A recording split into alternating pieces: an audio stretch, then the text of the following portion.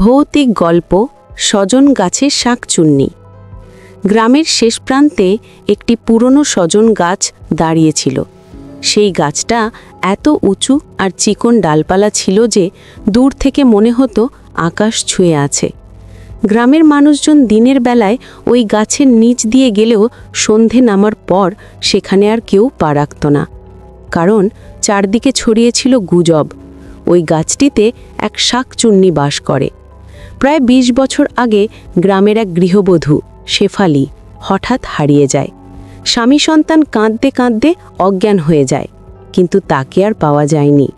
কয়েকদিন পর কেউ কেউ বলে রাতের আধারে সজন গাছের ডালে নাকি সাদা শাড়ি পরা এক নারীকে দুলতে দেখা গেছে। কারো কারো মতে শেফালির আত্মাই নাকি শাকচুন্নি হয়ে ফিরে এসেছে।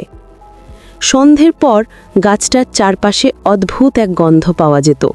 কখনো হঠাৎ করে হাসির শব্দ, কখনো আবার কান্নার আওয়াজ ভেসে আসত। যারা সাহস করে কাছে যেত তারা ফিরে এসে অসুস্থ হয়ে পড়ত। কারোর মাথা ঘুরত, কারোর শরীর ব্যথা করত, আবার কেউ রাতে দুঃস্বপ্নে চিৎকার করত। একদিন গ্রামের কয়েকজন যুবক ঠিক করল গুজবের সত্যতা খুঁজবে। তারা টর্চ আর বাঁশ নিয়ে রাতে গাছের নিচে গিয়ে বসল। প্রথমে কিছুই দেখা গেল না, কিন্তু মধ্যরাতের একটু পরেই হঠাৎ বাতাস বইতে শুরু করল। সজন পাতার ঝিরঝির শব্দের সাথে যেন এক নারী কণ্ঠের গুনগুন মিশে গেল। হঠাৎ তারা দেখতে পেল গাছের সবচেয়ে উঁচু ডালে সাদা শাড়ি পরা এক নারী বসে আছে। তার চুল এত লম্বা যে মাটিতে ছুঁয়ে গেছে, চোখ দুটো জ্বলজ্বল করছে যেন কয়লার আগুন। সে ডাল দুলিয়ে হাসতে হাসতে নামতে লাগল। যুবকেরা আতঙ্কে পালাতে চাইল, কিন্তু তাদের পা যেন আটকে গেল মাটিতে। শাকচুন্নি ডাল থেকে নেমে এক ঝটকায় তাদের সামনে এসে দাঁড়ালো। তার ঠোঁট লাল, দাঁতগুলো তীক্ষ্ণ, আর হাতের নখ লম্বা ছুরির মতো। যুবকদের মধ্যে একজন অজ্ঞান হয়ে পড়ল, আর একজন প্রাণ বাঁচাতে আল্লাহু আকবার বলে চিৎকার করতেই শাকচুন্নি হঠাৎ মিলিয়ে গেল।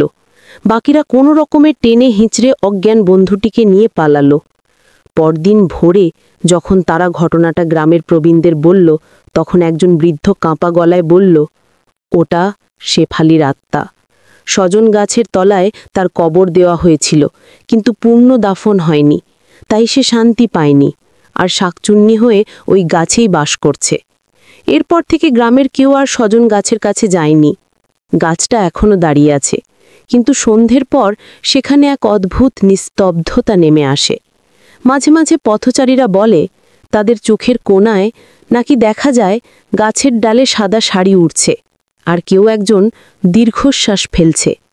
কে জানে, হয়তো শাকচুন্নি এখনো গাছের ডালে বসে শিকার খুঁজছে।